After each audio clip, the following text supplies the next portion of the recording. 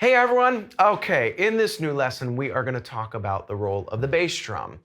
Now, much like we were talking about with the snare drum, there are different techniques and approaches we can have with the pedal. There are different tunings that we can have with the bass drum. There are different sizes that we can approach with the bass drum regarding the traditional rhythms that we're covering for this funk and R&B material.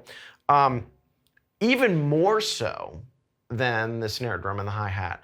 The bass drum is very particular in a lot of drummers' eyes and ears because funk is very characteristic of low end mixing with the rhythm section, mixing with the bass, and the tightness you have to have with the rhythms from the bass and the rest of the rhythm section. So there's a lot of opinionated minds when it comes to the approach to the bass drum and what people should have. Now, I'm going to go through a similar process I did with the snare drum. Is I'm going to talk about some techniques we can use, and I'm also going to talk about the different tunings and how they apply to these subgenres. Now, from a technique standpoint, for the most part, we're going to want to use heel up and a full stroke from heel up.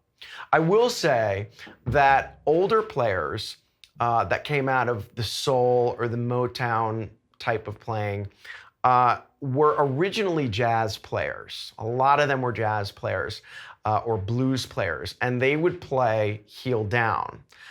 So there's always an argument that if you want to either be a little quieter or you want to get the sound out of the drum, you can play heel down and do a full stroke from the beater, or at least have the beater come off the drum a little bit so the drum rings. Now, right now, I'll play a heel down stroke, and right now, just so you know, I have my drum tuned up very high to start from the beginnings of where the funk genre began with the sounds. And that was, again, a smaller bass drum, tighter bass drum, because you're coming out of a jazz and a soul era. So here is a heel down stroke on the bass drum and a tighter bass drum.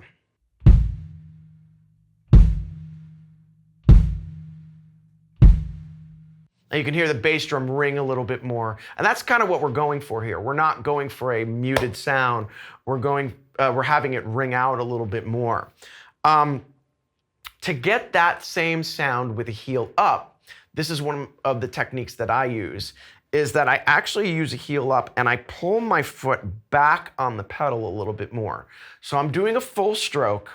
I'm striking the pedal normally like I would with the heel up, but the beater is striking the head, and because I am further back, it's pulling off the head more, okay?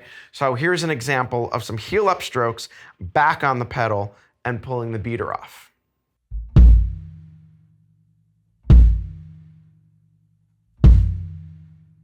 So again, you're getting the same type of vibe from that sound. You're getting that wider, open, ringier tone from the bass drum. If you need to get a more staccato tone and your funk rhythms from the rhythm section are perhaps busier, or again, you want to be tighter with them, you can always go back to the normal heel up stroke, which is moving your foot at the top of the pedal, not quite near the post or the chain. You don't want to be all the way up, of course, but you want to be just sort of, meeting with the shape of the pedal. And then the normal full stroke heel up with your leg and your ankle. And then this time I am going to bury the beater. And that would look and sound like this.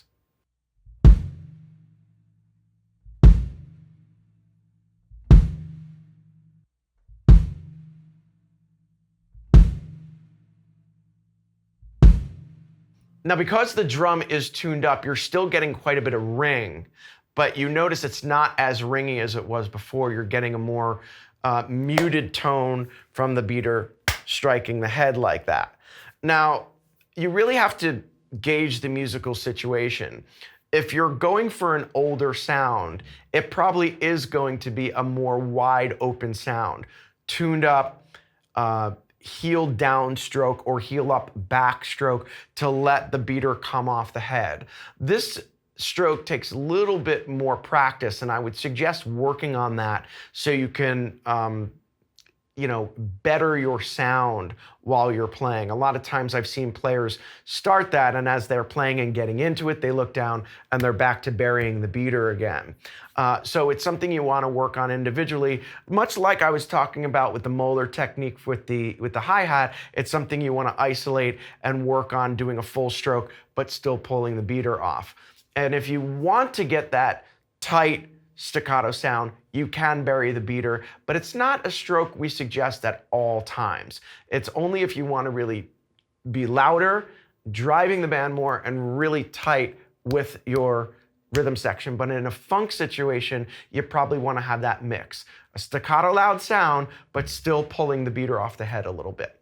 Now, I'm going to tune the drum down, much like I did with the snare drum. I'm going to bring it down to where it's a lower, maybe more muted, low-end sound to mix with the rhythm section a little bit more.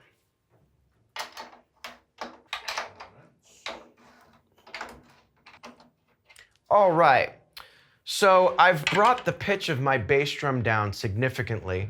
Now I am using a 20-inch drum, and a 20 is very common in funk styles because it allows you to come higher if you need it, and lower if you need it.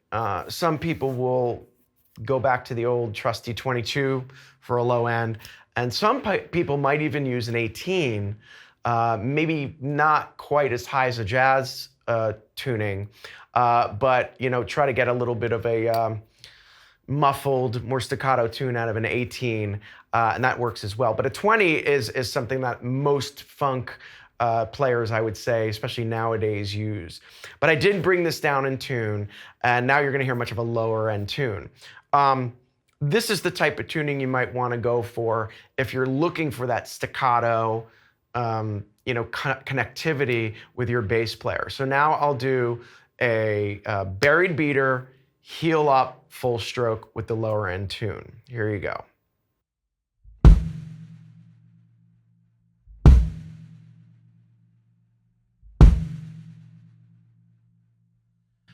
Now you're probably hearing some drums ring a little bit more, like the snare and the toms. That's very natural. I'm also hitting the drum pretty hard to really get out the most of the stroke that I'm using.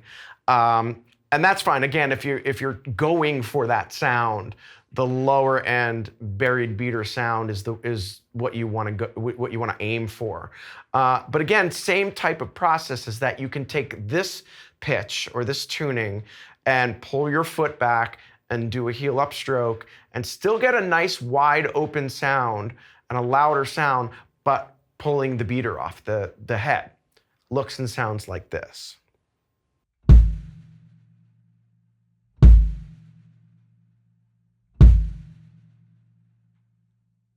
Now, I don't know if you could notice on the video, but it's not quite as loud in the room as it is when I was really burying the beater. So the amount of sound does matter. Obviously, if you're trying to go for the most sound that you can get, probably burying the beater would be your best bet. But if you're trying to go for the most well-rounded, open sound, you want to go more for that because it is still a loud sound, but you are pulling the beater off and you're getting more ring from that drum. In our next lesson, we're going to talk about combining these sounds. We're going to talk about how to go for the combination of all three of these surfaces and how they work in each one of these different funk genres. Stay tuned.